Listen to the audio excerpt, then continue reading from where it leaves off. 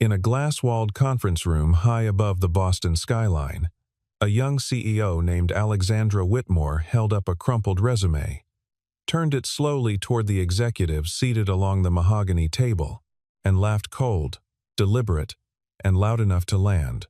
The man sitting across from her wore a pressed but visibly dated dress shirt, a tie knotted and reknotted by small, careful hands, and the quiet dignity of someone accustomed to carrying far heavier things than another person's contempt.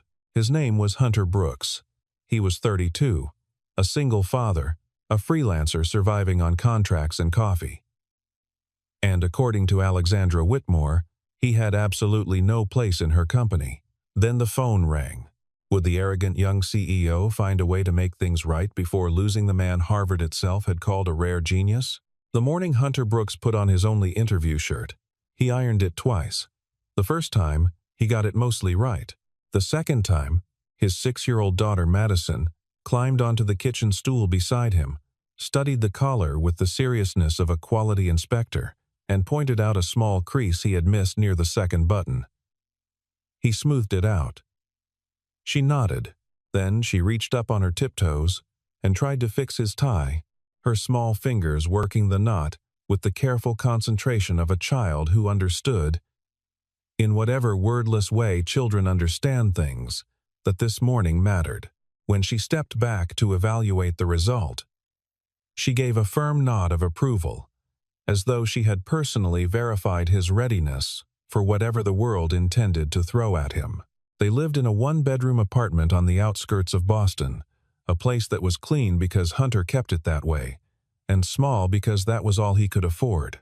The radiator ticked at night. The window in Madison's room faced a brick wall. The kitchen table served as Hunter's desk, Madison's homework station, and the dining room all at once. On the wall above the table hung a single-framed photograph.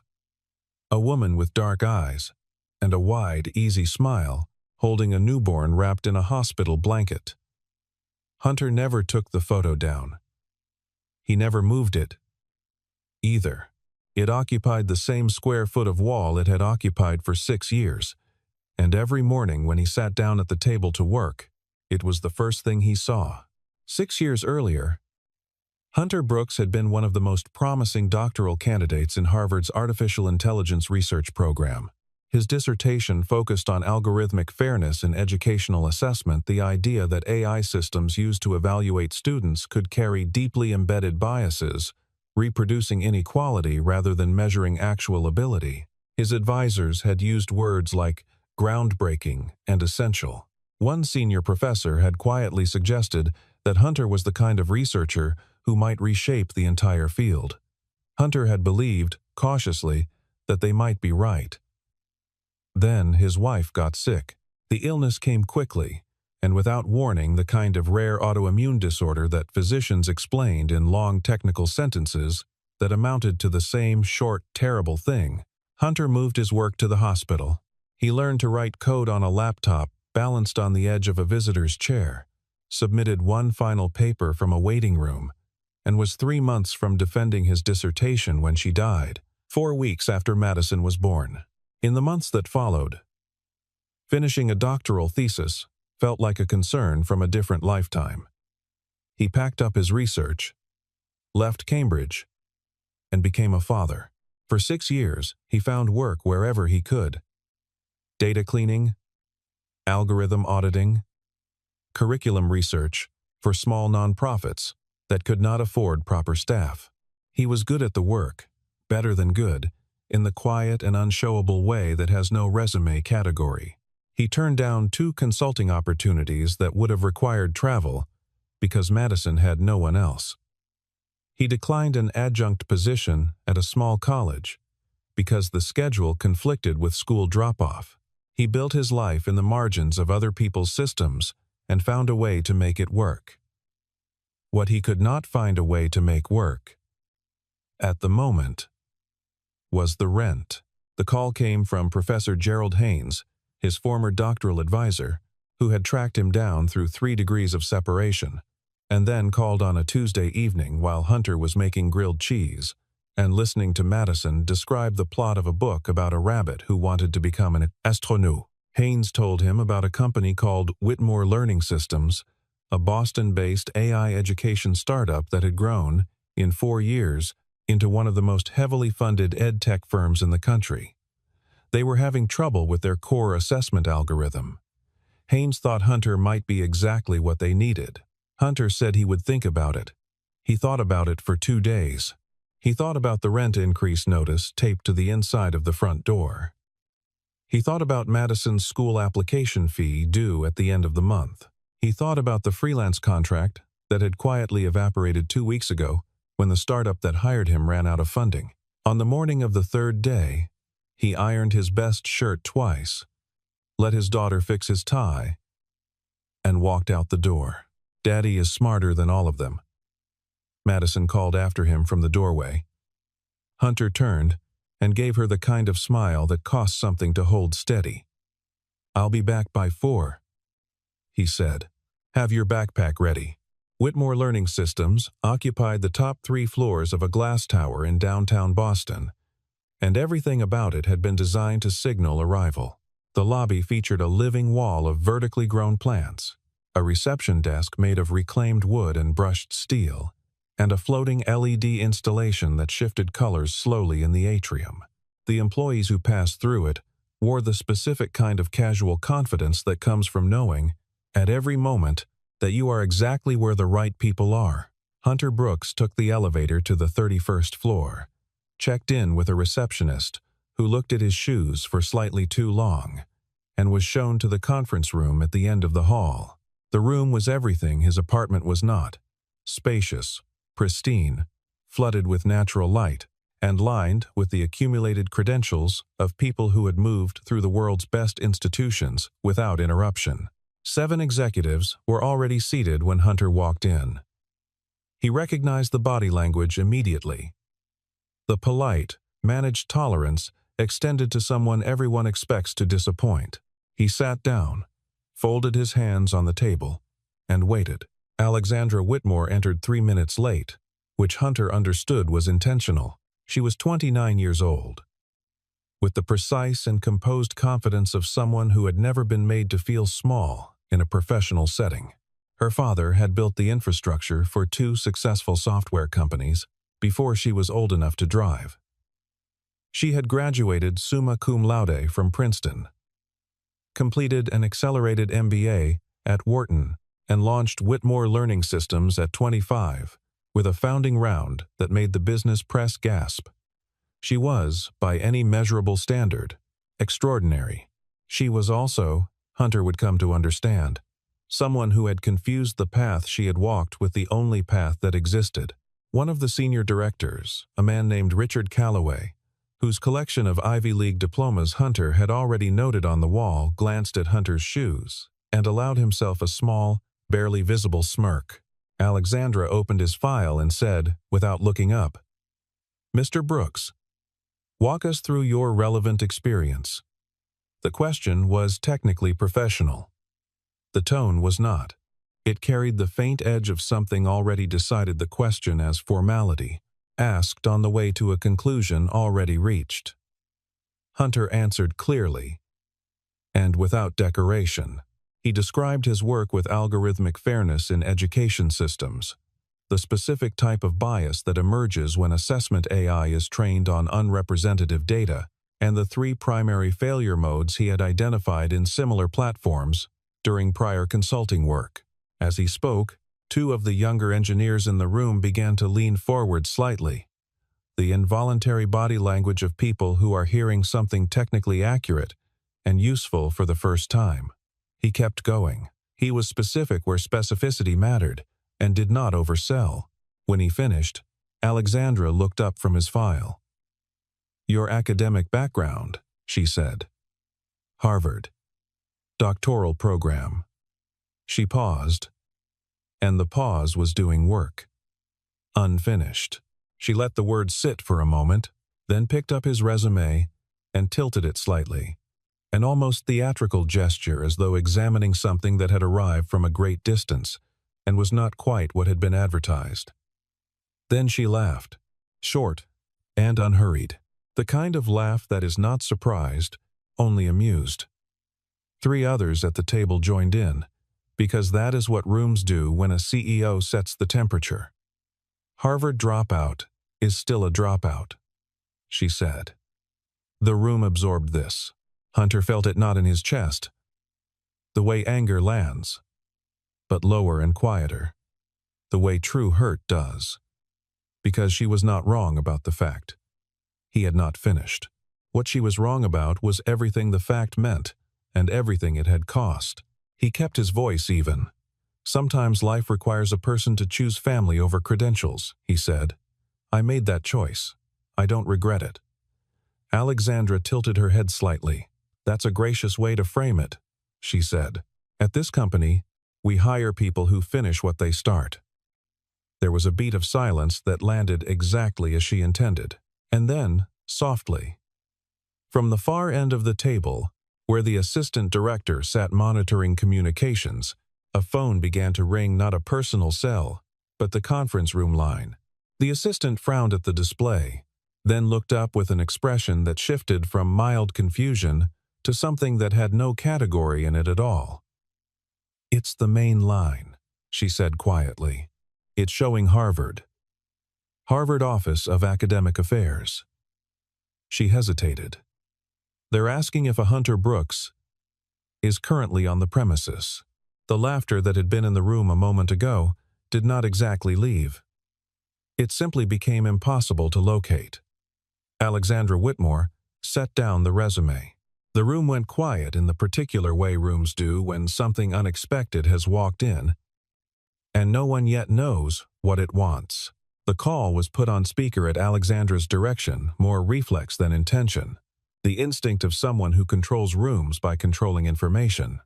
The voice on the other end belonged to a woman named Dr. Catherine Park, Associate Director of Academic Affairs at Harvard University. She spoke with the measured, unhurried clarity of someone who had placed this call, knowing exactly what it would do to whoever was listening. She asked Hunter to confirm his identity, which he did.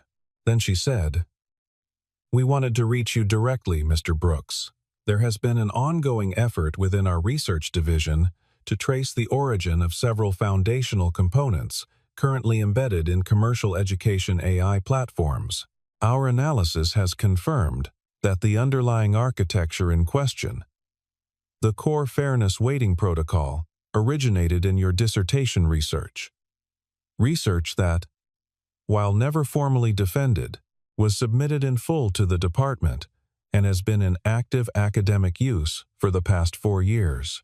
The room did not react immediately. It processed. Alexandra leaned forward slightly, a fraction of a centimeter, barely visible, but Hunter noticed it. "What exactly are you saying?" she asked. "I am saying, Doctor," Park replied, "that the algorithmic framework your company licensed 18 months ago, the one embedded at the foundation of your student assessment system, was co-developed by Hunter Brooks. He was the primary researcher. He has never been formally credited. We are now in the process of correcting that oversight in the academic record." Alexandra went still. The senior director of engineering, a man named Paul Ostrowski, turned in his chair and began pulling up documents on his tablet. Cross-referencing license agreements and research citations, his expression shifting from polite skepticism to something that had no politeness in it at all. 90 seconds later, he looked up. He said nothing. He did not need to, Dr. Park continued. "I also want to add, and Mr.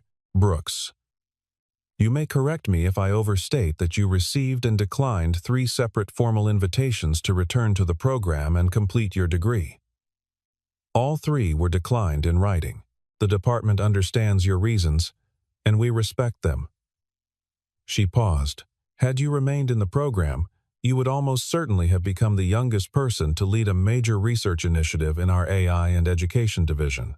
We consider your work to have been foundational. That remains true regardless of the letters after your name." Hunter thanked her quietly. He said he appreciated the call. He said it in the particular way of someone who is moved, but has learned not to show it in rooms that have not earned that version of him. When the call ended, the silence had a different quality. It had weight. Alexandra Whitmore looked at the resume still lying flat on the table in front of her. The word she had spoken, dropout, was still in the air, and it was not aging well. Paul Ostrowski set his tablet on the table. The flaw he identified, he said carefully, in the assessment weighting, the one he mentioned at the beginning of the interview. He stopped. He recalibrated. That is the flaw we have been trying to isolate for 11 months. He looked at Alexandra. He identified it in approximately 4 minutes. Hunter stood up, buttoned his jacket, and said he needed to leave. His daughter's school day ended at 3:15, and he had a 20-minute commute. He thanked the panel for their time. He did not look at Alexandra when he said it. He did not look away from her either. He simply looked past the room, already somewhere else in his mind, already calculating the subway connection he needed to make. The glass door swung closed behind him with a sound that, in the silence of the room, was much louder than glass doors usually are. Alexandra picked up the resume again. She told herself that brilliance and fit were different things, that a strong researcher was not automatically the right hire.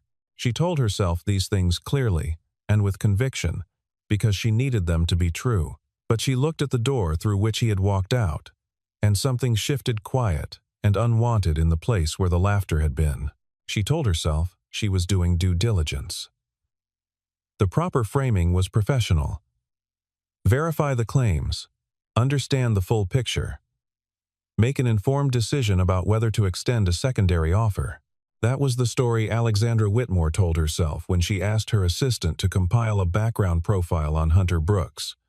It was not entirely untrue, but it was not entirely the reason either. What she found was not what she expected, which was itself something she had not expected to feel. Hunter Brooks did not own a car. He commuted by subway and, on certain routes, by bus. His apartment was in a neighborhood that her GPS described as a 20-minute drive from the office, which in Boston Transit terms meant closer to 45 minutes and 2 transfers. He had lived there for 4 years. His tax records showed an income that placed him in the bottom third of earners in his zip code. His freelance work had been primarily for nonprofit educational organizations, several of which had later noted in their grant applications that his contributions had been exceptional and significantly below market rate. One evening, the week after the interview, Alexandra drove to a public library in Dorchester, where Hunter held occasional on-site hours for a school district contract. She told herself she happened to be in the neighborhood. She was not in the neighborhood. The reading room was lit by overhead fluorescents and smelled of old paper and industrial carpet cleaner. Hunter Brooks sat at a table near the window with a laptop and a stack of hand-printed worksheets, working through data output from a school reporting system. Beside him, in the chair to his right, Madison had fallen asleep. She was curled sideways in the plastic chair with one arm folded under her cheek and her sneakers dangling 6 inches above the floor. Her backpack was still on her lap. She was still holding a crayon. Hunter reached over without looking up from his screen. He pulled off his jacket and laid it over her with the careful, unhurried motion of a person who has performed this exact gesture many times. He tucked it around her shoulders. He looked at her for 3 seconds, just 3, and then went back to work. Alexandra stood in the doorway and felt something she did not have a ready category for. It was not quite guilt, not yet. It was closer to the experience of holding a belief with great confidence and then seeing, clearly and without the option of looking away, the thing it costs. She had laughed at him. She had laughed at the unfinished doctorate, at the gap in his resume, at the evidence of incompletion without once asking what had happened in that gap, without once considering that the gap might be the most important thing about him, that it was not absence, but sacrifice, not failure, but the specific and irreversible cost of choosing something that could not wait over something that could. She learned eventually, through a combination of public records and a carefully worded call to Professor Haynes, the full shape of it, the wife's illness, which had progressed while Hunter was deep in dissertation research, the months of writing code in hospital corridors, The final, unceremonious withdrawal from a program he had nearly completed, in a week when he was simultaneously the grief-stricken husband of a dying woman and the terrified new father of a 3-week-old girl who had no one else. He had never spoken publicly about any of it. He had not sought sympathy or accommodation.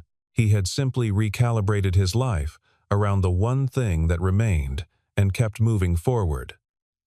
Through a contact at Madison's after-school program, Alexandra learned that Madison spoke about her father the way some children speak about superheroes, with total, unchallengeable certainty. A program coordinator mentioned, casually, that Madison had once told a group of children during a sharing exercise, "My daddy doesn't need Harvard to prove he's smart. He just is." Alexandra read this in a message on her phone while sitting in the back of a car service, moving through Boston traffic. She stared at the sentence for a long time. Then she put the phone face down on the seat and looked out the window at the city she had navigated, with such ease along paths paved by money and credentials, and the absence of catastrophic loss, and she felt, for the first time in a long time, very small. The crisis began on a Wednesday, which Alexandra would later think was fitting, not a Monday. Not the start of something, but the hinge of the week, the place where a small flaw in a structural beam quietly becomes catastrophic. A school district in suburban Maryland filed a formal complaint with the Department of Education. Then a second district filed. Then a researcher at the University of Michigan published a 20-page analysis documenting what the districts were describing. The Whitmore Learning Systems assessment algorithm had been systematically misclassifying students, routing high-performing children from lower-income households into remediation tracks, while overestimating the academic readiness of students from higher-income backgrounds. The analysis went public on a Thursday morning. By afternoon, it had been picked up by 4 national news outlets. By Friday, the story had a title it would carry for the next 3 weeks. "The Machine That Grades on Zip Code." Alexandra read every article. She read the technical analysis twice, and the further she read, the more she recognized with cold and specific precision exactly what she was looking at. The flaw that Hunter Brooks had identified in approximately 4 minutes, in an interview she had not taken seriously, in a room where she had laughed at him. Paul Ostrowski called her into the engineering floor on Friday evening and laid it out plainly. The flaw was structural, embedded deep in the weighting protocol, exactly where Hunter had said it would be. The team had been chasing a surface-level manifestation of it for 11 months, treating the symptom, never finding the root. "If we had listened to him sooner," Ostrowski said. And then he stopped, because he was the kind of engineer who did not waste time on sentences that did not improve the situation. The board convened an emergency session the following Monday. The language was measured and strategic, but the message beneath it was not. Repair the system within 72 hours, or face the kind of investor departure that ends companies. There was talk of legal exposure. One board member, with the calm tone of someone reading from a prepared statement, used the phrase, "existential threat." Alexandra sat at the head of the table and did not flinch, because flinching was not something she did in front of the board, but her mind was already moving past the meeting, toward the one fact she could not avoid. She needed Hunter Brooks, and she had given him every possible reason not to come back. She called him first. The call went to voicemail. She left a message that was too controlled, professional, and clear, without the acknowledgement the situation required. He did not call back. She sent an email that was better, but still incomplete. No response. On the 48th hour of the 72-hour window, Alexandra got into a car service alone, no assistant, no chief of staff, and gave the driver an address in a neighborhood she had never had occasion to visit. The car pulled up in front of a 4-story building with a buzzer panel by the door and a row of recycling bins along the sidewalk. She stood on the sidewalk for a moment longer than she expected to. She buzzed the apartment. The intercom crackled. Then a small voice said, "Who is it?" She recognized the voice. She had heard it only briefly. in a phone video glimpsed through a conference room window, but it was the kind of voice that stays. She gave her name. There was a pause. Then the door opened. Madison Brooks stood in the hallway in socks, holding a half-finished drawing. She looked at Alexandra with the direct, unguarded assessment that only young children and the very honest possess. "You're the lady who laughed at my daddy," she said. It was not an accusation. It was simply information, stated plainly. The way children state facts before they learn to soften them. And because it was simply and entirely true, Alexandra had no defense against it. "Yes," she said. "I am." Hunter appeared behind Madison a moment later, one hand resting on his daughter's shoulder. He said nothing, waiting. Alexandra asked if she could come in. He stepped aside and let her. She made her case in the kitchen, standing, because sitting felt like a comfort she had not earned. She explained the scope of the crisis, the misclassified students, the news coverage, the board's ultimatum, what it would mean for hundreds of thousands of children if the system was not corrected. She said all of this clearly and without embellishment. Then she said, "I also want to say that I owe you an apology. What I said in that room," Hunter looked at her steadily. When he spoke, his voice was quiet but precise.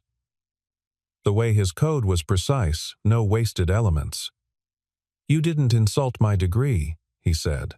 "You insulted every person who has ever had to choose between a credential and a child.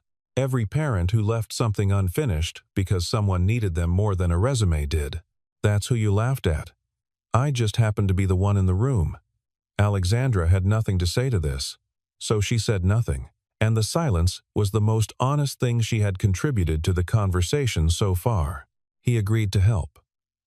Not because she had apologized well enough, she had not, and both of them knew it. Not because the 72-hour clock was running, though it was. He agreed because Paul Ostrowski had sent him the technical summary before Alexandra arrived at his door, and in reading it, Hunter had understood with clarity what the actual problem was. Hundreds of thousands of children being sorted by a machine optimized for the wrong variable. That was a problem he had spent the better part of a decade thinking about. That was a problem he could fix.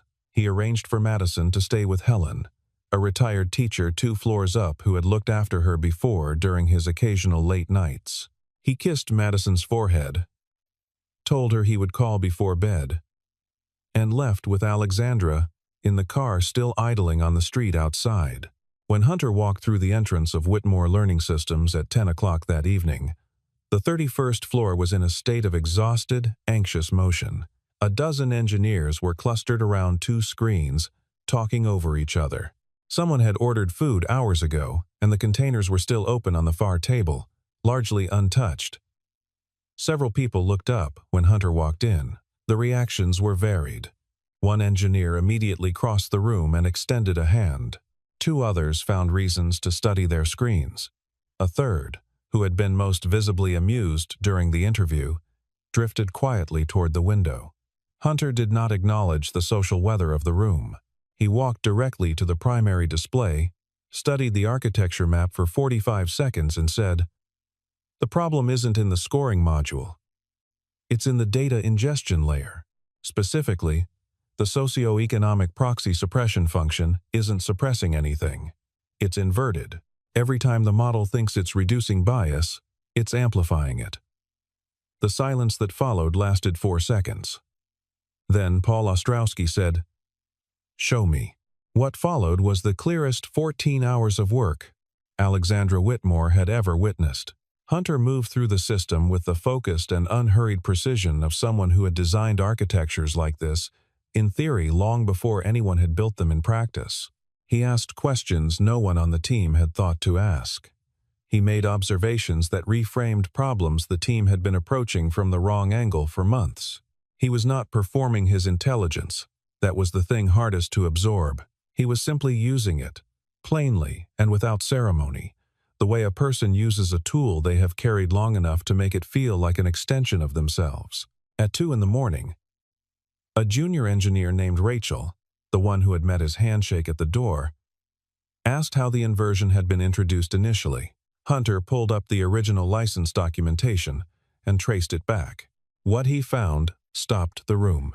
The bias amplification had not been accidental.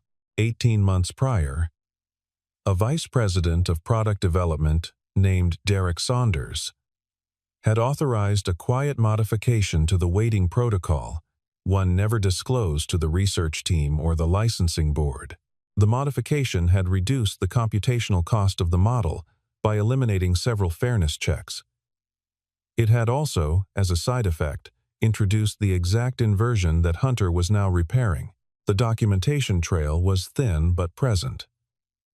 Derek Saunders, Alexandra, noted with a specific and heavy clarity, had also been the most vocal board member advocating for rapid commercialization.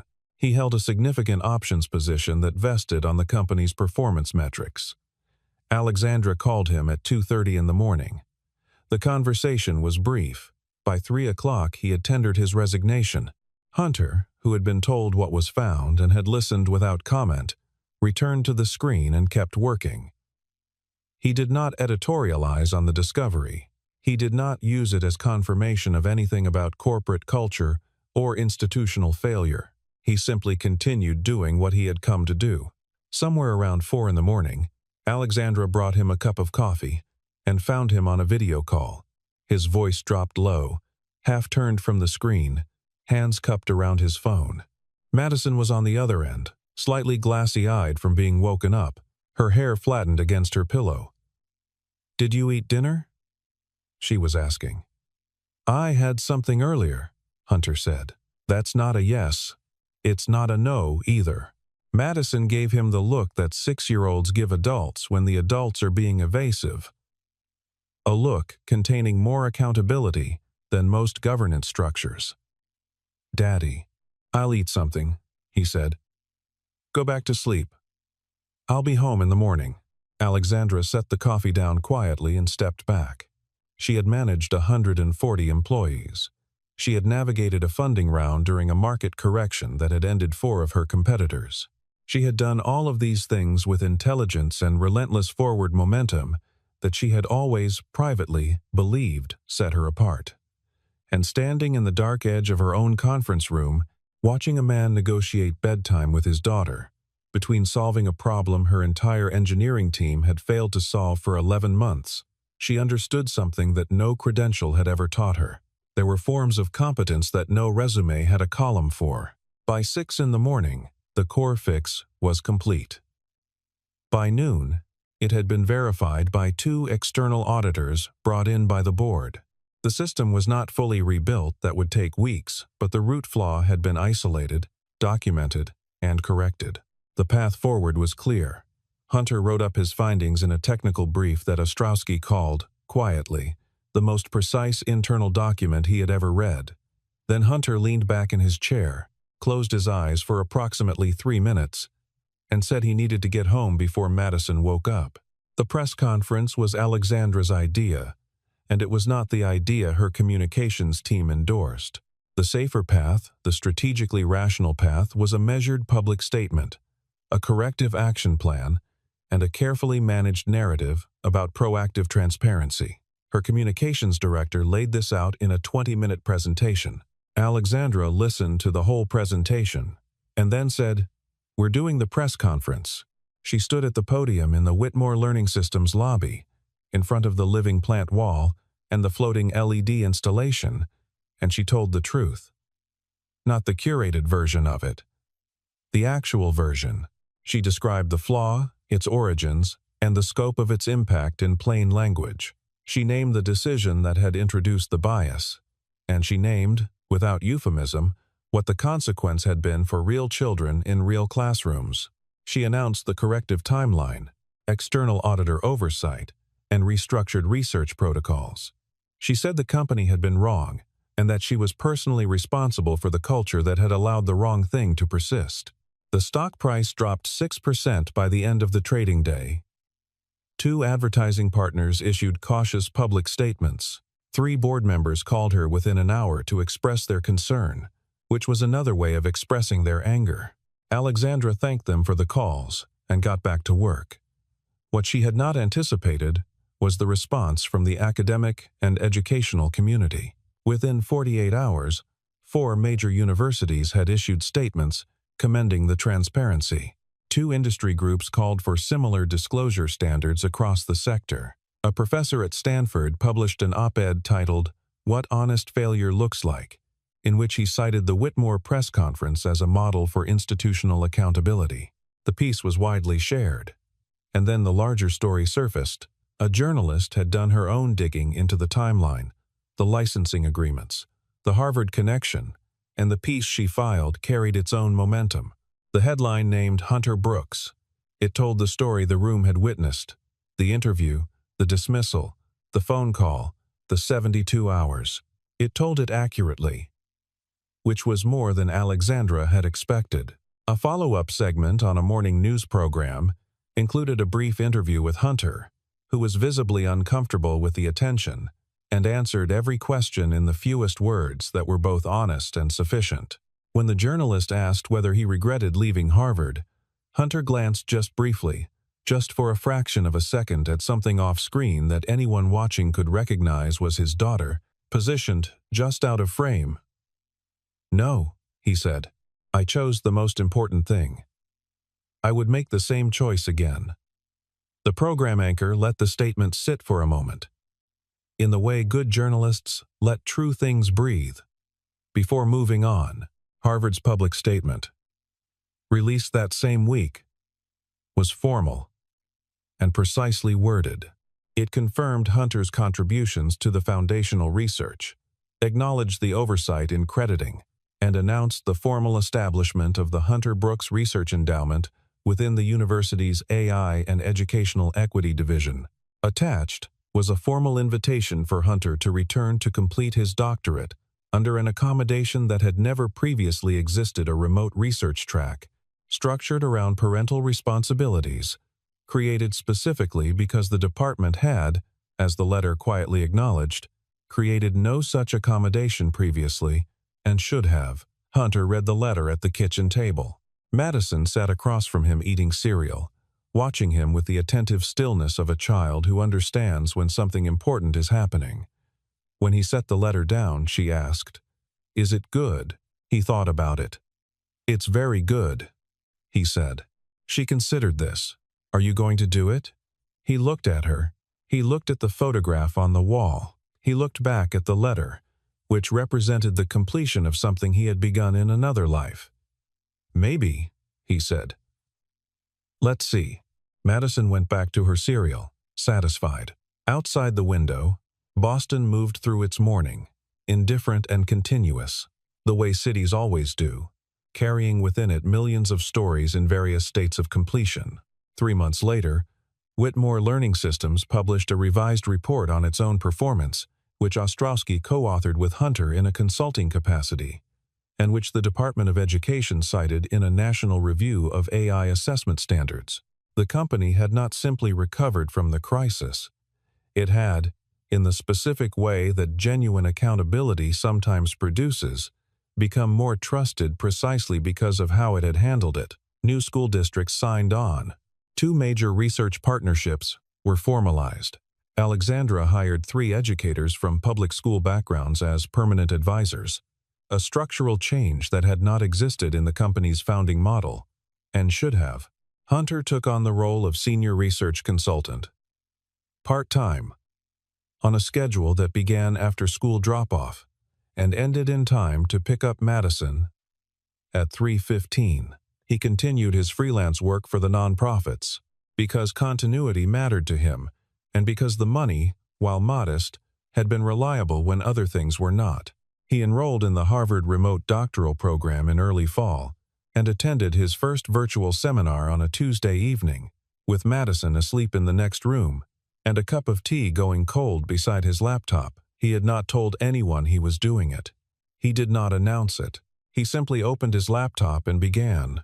Alexandra changed in the ways that real change happens not in a single dramatic moment, but incrementally, revision by revision, in the accumulated small adjustments of someone who has looked at herself clearly and found certain things wanting. She still ran a meeting the way she always had, sharply, efficiently, with high expectations and little tolerance for imprecision. But she listened differently now. She asked different questions. When she interviewed candidates, she asked not just what they had accomplished, but what they had chosen not to pursue, and why. The answers told her things that credentials alone never had. On a Saturday evening in November, she called Hunter and asked if he and Madison would like to have dinner. It was a simple invitation, offered plainly, without the professional framing that had characterized every previous conversation between them. Hunter said yes and asked where. She named a restaurant near his neighborhood, not the kind of place she typically chose, and he said that worked. They arrived at the same time. Madison was wearing her best dress, which was purple with a small embroidered flower near the collar, and she studied Alexandra's outfit with the same focused evaluation she had applied to her father's interview shirt on the morning this story had its real beginning. She seemed to find it acceptable. She sat down across from Alexandra at the table and said, in the direct and guileless way that was entirely her own, "Do you still think my daddy's degree doesn't count?" Alexandra looked at the child 6 years old, fierce and clear-eyed, and entirely certain about the people who deserved her loyalty, and felt something that had been working its way toward the surface for 3 months finally arrive. She smiled. "No," she said. "I never should have thought that to begin with." Madison nodded. This was the correct answer. She picked up her menu and turned it right side up. Hunter watched his daughter across the table. He watched the way she held the menu with both hands, moving her lips slightly over the words, working through the syllables of dishes she had never tried with the same concentrated seriousness she brought to everything. He thought about all the things he had given up and all the things that remained. He thought about the letter from Harvard in a folder on his kitchen table. He thought about his wife's photograph on the wall and the way Madison's eyes were identical to hers. He thought about none of these things in particular, and all of them at once. Alexandra watched the two of them, the man who had been called a rare genius by the institution she had always treated as the ceiling of human worth, and the 6-year-old girl who had always known it without needing to be told, and she understood, in a way she could not have understood 3 months ago, what it meant to admire someone. Not their resume, not their network, not the doors their family had opened. The person, the actual, complete, costly, extraordinary person. There are people in this world who never finish what they began, not because they quit, but because they were called away by something that needed them more. And the question of whether they failed or whether they chose is not answered by the gap in their record. It is answered by everything they built inside of it.